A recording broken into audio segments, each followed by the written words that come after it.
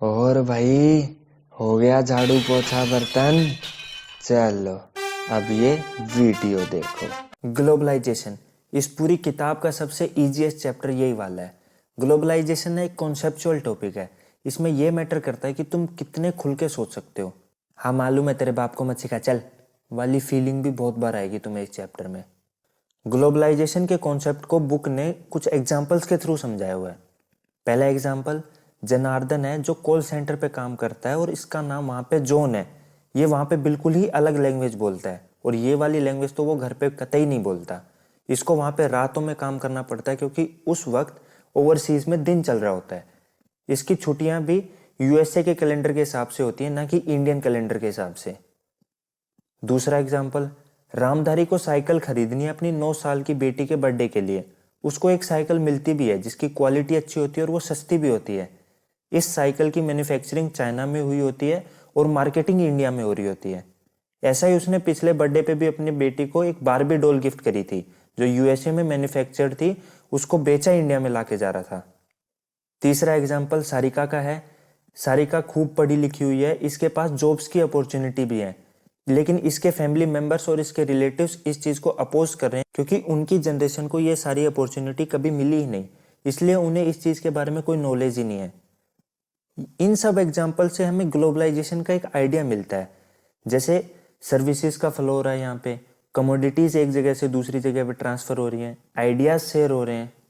कुछ और एग्जाम्पल्स भी दिए हुए हैं, जैसे कुछ फार्मर सुसाइड कर लेते हैं क्योंकि उनकी फसल खराब हो जाती है और उन्होंने अपने ये सीड्स मल्टीनेशनल कंपनीज से काफ़ी हाई प्राइसेस पे खरीदे थे। एक इंडियन कंपनी ने यूरोप की राइवलरी कंपनी को ही खरीद लिया, जबकि उसके खुद के ही ओनर्स इस चीज़ के खिलाफ प्रोटेस्ट कर रहे थे। इंडियन रिटेलर्स के दिमाग में हमेशा से ही ये डर रहता है कि उनकी रोजी रोटी चली जाएगी अगर ये जो इंटरनेशनल कंपनीज हैं वो अपने देश में आकर रिटेल चेन्स खोल लेती हैं। एग्जाम्पल पे जैसे आज फ्लिपकार्ट और अमेजोन है ना, वैसे ही तुमने बहुत बार सुना होगा कि बॉलीवुड मूवीज की जो कहानियां होती हैं वो हॉलीवुड मूवीज की कहानियों की कॉपी की होती हैं। कुछ मिलिटेंट ग्रुप्स ने कॉलेज की लड़कियों को धमकी दी है कि उन्हें मार दिया जाएगा अगर वो वेस्टर्न क्लोथ्स पहनती हैं तो। पहले वाले एग्जाम्पल्स में हमें कुछ पॉजिटिव एस्पेक्ट्स बताए थे ग्लोबलाइजेशन के, और जो ये बाद वाले एग्जाम्पल्स हैं इनमें हमें नेगेटिव एस्पेक्ट्स बताया हुआ है। तो इस चैप्टर में हम सारे एस्पेक्ट्स देखेंगे ग्लोबलाइजेशन के।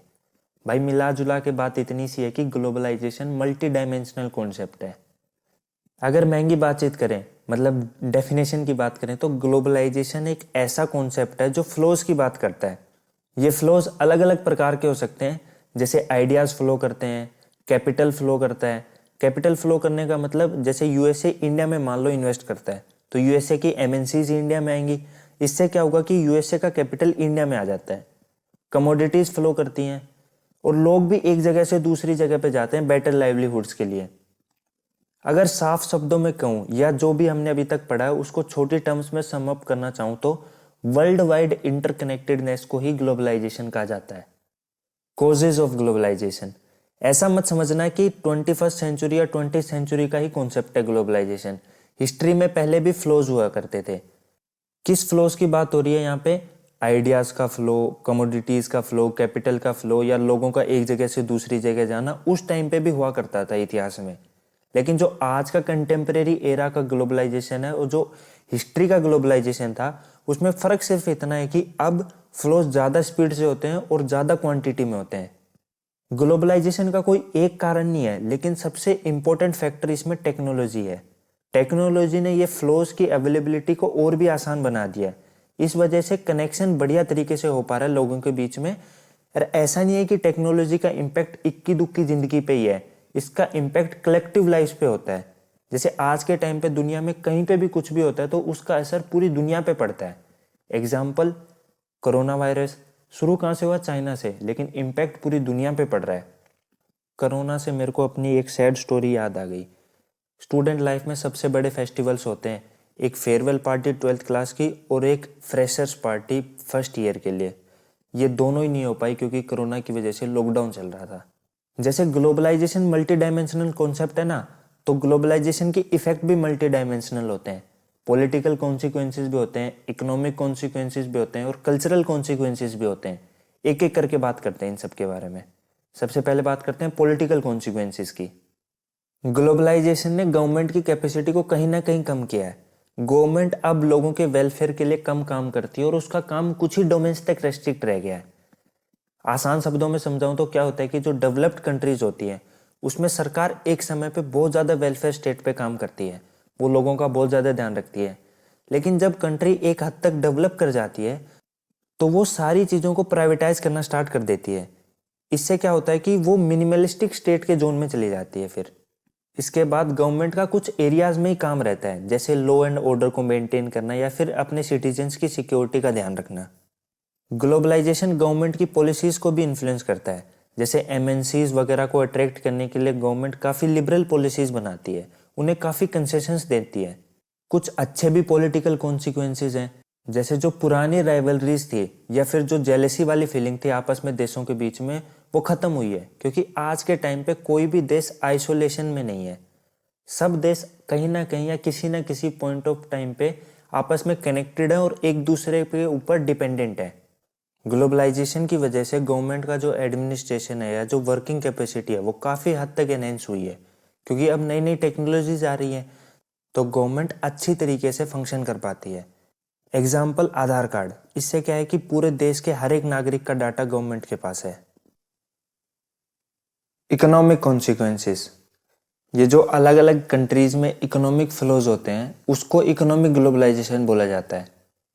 ये जो इकोनॉमिक फ्लोज होते हैं ये कुछ देश तो वॉलंटरीली करते हैं, मतलब खुद की मर्जी से इंपोर्ट करते हैं, खुद की मर्जी से ही एक्सपोर्ट करते हैं। लेकिन कुछ कंट्रीज को ट्रेड करने के लिए फोर्स किया जाता है और ये वही कंट्रीज करती हैं जो इकोनॉमिकली पावरफुल होती हैं या फिर जो इंटरनेशनल ऑर्गेनाइजेशंस होती हैं, जैसे वर्ल्ड बैंक या इंटरनेशनल मॉनेटरी फंड। ये लोग फोर्स करते हैं कुछ जो गरीब कंट्रीज होती हैं उनको।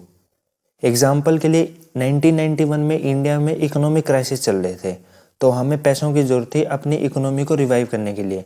हम वर्ल्ड बैंक के पास गए लोन लेने के लिए, तो वर्ल्ड बैंक ने एक शर्त रखी कि हम लोन तभी देंगे जब तुम अपनी कंट्री में इकोनॉमिक रिफॉर्म्स लाओगे और अपनी इकोनॉमी में लिबरलाइजेशन, प्राइवेटाइजेशन, ग्लोबलाइजेशन का कॉन्सेप्ट लाओगे।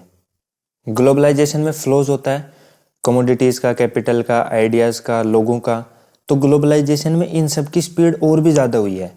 हाँ, लोगों की स्पीड कुछ कम है क्योंकि वीज़ाज वगैरह लगा हुए हैं देशों में, तो लोग एक कंट्री से दूसरी कंट्री में इतना फ्रीली मूव नहीं कर पाते।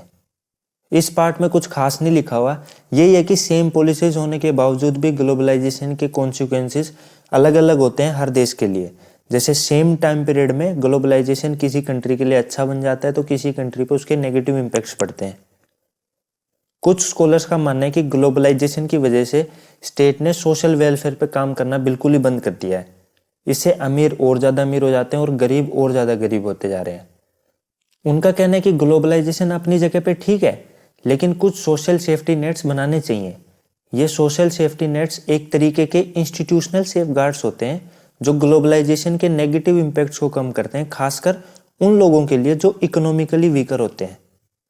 कुछ सोशल सेफ्टी नेट्स का एग्जांपल दूं तो इंडिया में मिनिमम सपोर्ट प्राइस है, मतलब इंडिया ने एक सेफ्टी प्राइस का क्राइटेरिया डिसाइड किया हुआ है क्रॉप्स के लिए कि अगर क्रॉप्स की प्राइस हद से ज़्यादा खराब हो जाएगी तो एक सस्टेनेबल प्राइस पर गवर्नमेंट फार्मर्स से खरीद लेगी, उनको चिंता करने की ज़रूरत नहीं है। इससे क्या होता है कि जो गरीब तबके के लोग हैं वो एक्सप्लॉइटेड फील नहीं करते फार्मर्स इंडिया में।